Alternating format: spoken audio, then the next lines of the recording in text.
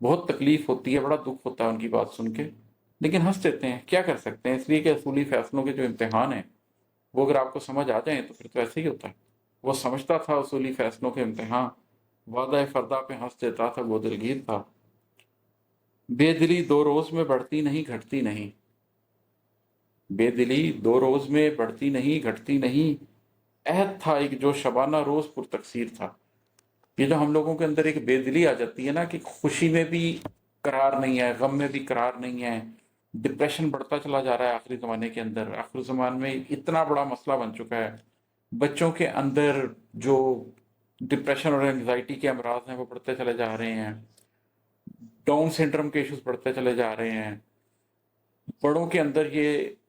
بہت بڑا ایک ایشو بن چکا ہے، بچوں میں آٹزم کا مسئلہ بہت بڑھتا جا رہا ہے۔ یہ دو روز کا کھیل نہیں ہوتا، یہ جنریشنل کھیل ہے۔ یہ ماں باپ سے چلی آ رہی ہوتی ہیں چیزیں جن کی وجہ سے بچے آٹزم کا شکار ہو رہے ہوتے ہیں، یہ بچپن سے چلی آ رہی ہوتی ہیں چیزیں جن کی وجہ سے اب 40 سال کی عمر میں ڈپریشن میں چلے جاتے ہیں۔ بے دلی دو روز میں بڑھتی نہیں گھٹتی نہیں، یہ کہ 2 دن کا معاملہ نہیں ہوتا کہ بے دلی کم ہو گئی یا بے دلی بڑھ گئی۔ عہد تھا ایک جو شبانہ روز پر تقصیر تھا، ایک پورا عہد آپ گزارتے ہیں جو صبح و شام دن رات پر تقصیر ہوتا ہے، قصور کے ساتھ گزارا ہوتا ہے، آپ نے اپنے نفس کی غلامی کر کے گزارا ہوتا ہے، میں نے بھی گزارا ہوا ہے، میں بھی جانتا ہوں اس سے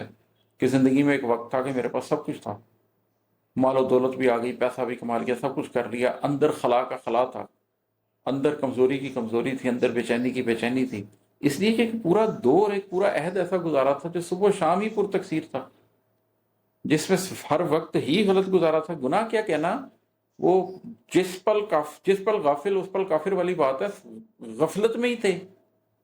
دن رات ہی غفلت میں تھے، تو ایک پورا عہد گزارا تھا جو پر تقصیر تھا۔ پھر جب اس بات کا احساس ہوا تو پھر یہ بھی پتہ چلا کہ یہ نہ بے دلی 2 دنوں میں کم ہو سکتی ہے، نہ 2 دنوں میں بڑھ سکتی ہے، یہ دہائیاں لگا کے بے دلی آئی ہے، یہ ایسے ہی جائے گی، بس پھر اللہ کی طرف تعلق جوڑ دیا، پھر رفتہ رفتہ رفتہ وہ بے دلی ختم ہوئی۔ پھر ایک سٹیج ہے جس میں اللہ نے کوانٹم لیپ بھی الاؤ کر دی اور ایک جھٹکے میں نکال دیا اس غم سے اور دل کے اندر نور بھر دیا، تو یہ ایک سٹیج ہے جس سے آپ کو گزرنا پڑتا ہے۔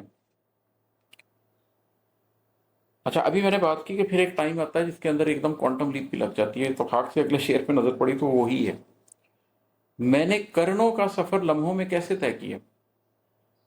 میں نے کرنوں کا سفر لمحوں میں کیسے طے کیا، قلب تھا میری کماں میں روشنی کا تیر تھا۔